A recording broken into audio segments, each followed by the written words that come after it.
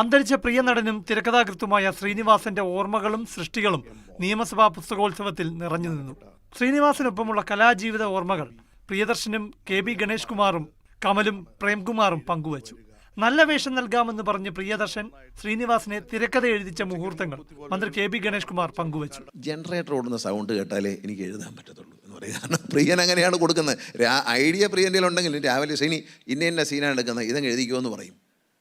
അപ്പോൾ പ്രിയൻ തന്നെ പറഞ്ഞൊരു തമാശയുണ്ട്, ഈ പടത്തിൽ വേഷം വേണമെങ്കിൽ, അപ്പോൾ അഭിനയിക്കാൻ ആഗ്രഹിച്ച് നടക്കുന്ന ആളാണല്ലോ, മദ്രാസിൽ നിന്ന് വിളിച്ചു വരുത്തി ഈ പടത്തിൽ വേഷം വേണമെങ്കിൽ മര്യാദയ്ക്ക് എഴുതിക്കോണം എന്ന് പറഞ്ഞിട്ടാണ് ശ്രീനിവാസനെ കൊണ്ട് എഴുതിച്ചതെന്ന് പ്രിയൻ തന്നെ പറഞ്ഞിട്ടുണ്ട്. പല തലമുറകൾ കഴിഞ്ഞിട്ടും ശ്രീനിവാസൻ ചിത്രങ്ങളെ സജീവമാക്കുന്ന സാമൂഹിക പ്രസക്തമായ ഡയലോഗുകൾ ചർച്ചയായി. ഇപ്പം ശരിയാക്കി തരാം എന്ന് പറഞ്ഞ വാക്കിനി പ്രധാനമന്ത്രി പറഞ്ഞാലും നമ്മൾ ചിരിച്ചു. ആ ഒരു വാക്കിനെ ഇപ്പം ശരിയാക്കി തരാം എന്നുള്ളതിനകത്ത് എന്തെങ്കിലും ഒരു തമാശ ഉണ്ടോ അതിനകത്ത്? പക്ഷെ അത് ഓർത്താൽ മലയാളി ചിരിക്കാത്തൊരു മലയാളിയല്ല. ഇപ്പം ശരിയാക്കി തരാം.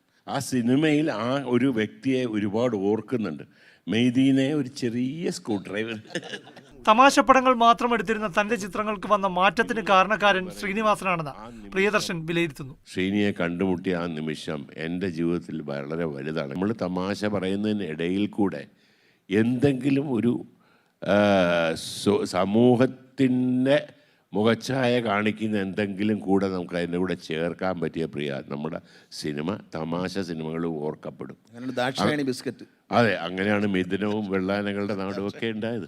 ശ്രീനിവാസനിലെ കവിയെ കണ്ടെത്തിയ അനുഭവം സദസ്സുമായി പങ്കിട്ട് സംവിധായകൻ കമൽ. ആയുഷ്കാലം എന്ന് പറഞ്ഞ സിനിമയിൽ ഇതിൻ്റെ അകത്തൊരു കവിത ചൊല്ലുന്ന ഒരു സീനുണ്ട്. ഭാര്യയ്ക്ക് കവിത ചൊല്ലും. അപ്പോൾ ശ്രീനി പേരയും കടലാസ് കൊടുത്തിട്ട് കുരുതി കിണ്ണം കെട്ടി പറഞ്ഞു എന്ന് പറഞ്ഞിട്ട് അത് പടം കണ്ടിട്ടുള്ളവർക്ക് അറിയാൻ വരും. ആ കവിത എഴുതി എന്ത് രസമുള്ള കവിത എന്നറിയാം. കാരണം ഇത് ശ്രീനി എഴുതുമ്പോൾ നമ്മൾ വിചാരിച്ചത് തമാശകൾ, പക്ഷെ അത് മൊത്തം പിന്നെ ഞാൻ വായിച്ചു നോക്കിയപ്പോൾ എടോ ഇതിനകത്തൊരു കവിത ഉണ്ടല്ലോ എന്ന് ഞാൻ ശ്രീനിയോട് പറയായിരുന്നു.